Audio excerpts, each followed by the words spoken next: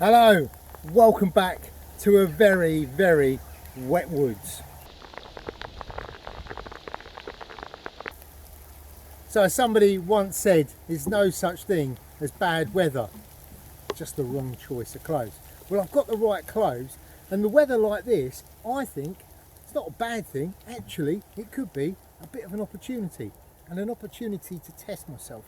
So I've set myself a little target. I have about 30 minutes of light left, and what I'm going to do is, using the kit I've got on my person, which is this little orange bag in there, there's a waterproof bag, there's a little throwaway lighter in there, and my little necklace with my knife, my ferro rod and my torch on, I'm going to try and get myself a fire going.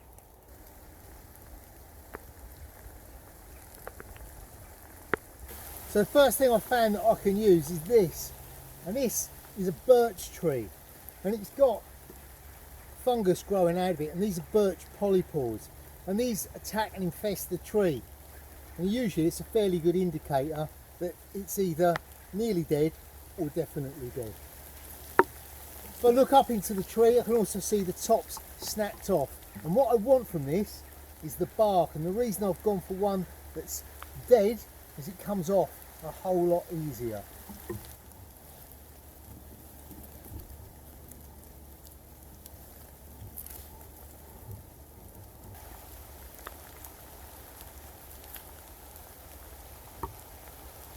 So one of the secrets I found to firelight in the wet is to go large, use the McDonald's rule.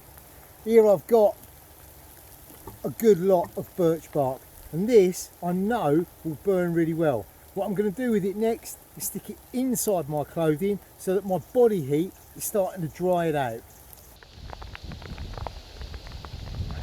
So now I've got my birch bark, the next thing I need are my twig bundles, and what I'm going to go for are birch twigs. So I've come to this stand of birches. It's quite windy today, so they're going to blow around a lot, and any of the little thin dead twigs up at the top of the tree will drop down to the ground. Because they're birch, they're covered in that birch bark, which is also a bit on the waterproof side as well, so hopefully the wood inside should be dry. Now I'm going to need a good sized bundle of these, so I need to get to work fast.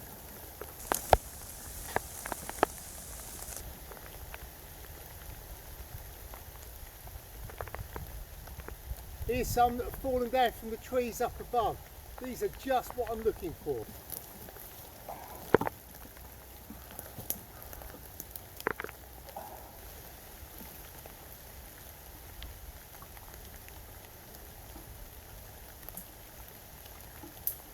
So I've got a couple of green flexible twigs as well. I'm going to use these as withies just to tie my twig bundle into place.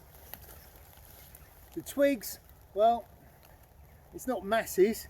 I could probably do with twice this at least, but they want to be, as I said, birch, as thin as you possibly can. If you can, unhitch them from the trees below, the shrubbery below the big tall trees, that way they're not in contact with the ground.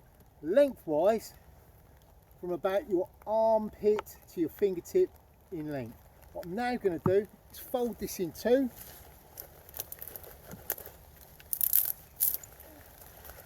like so, and then bind it in place using my withies.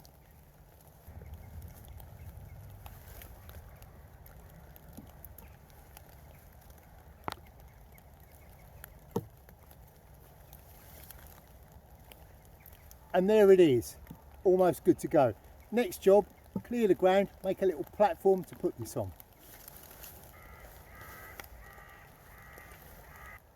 So with everything prepared, I can now get out my birch bark and my lighter.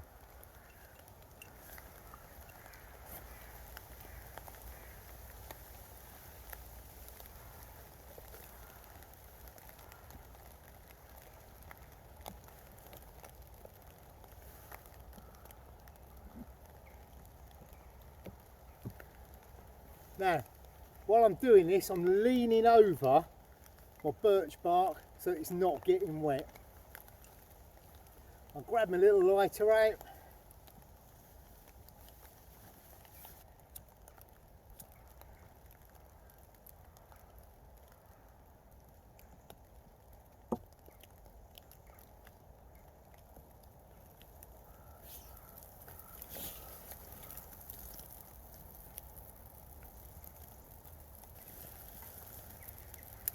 Now I get my birch twigs over the top.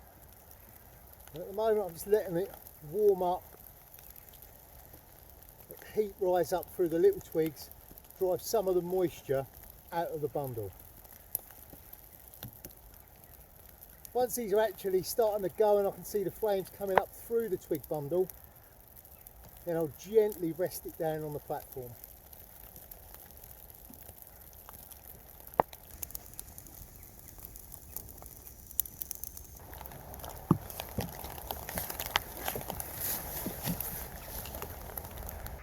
So there you go, fire in the pouring rain and pretty much almost darkness.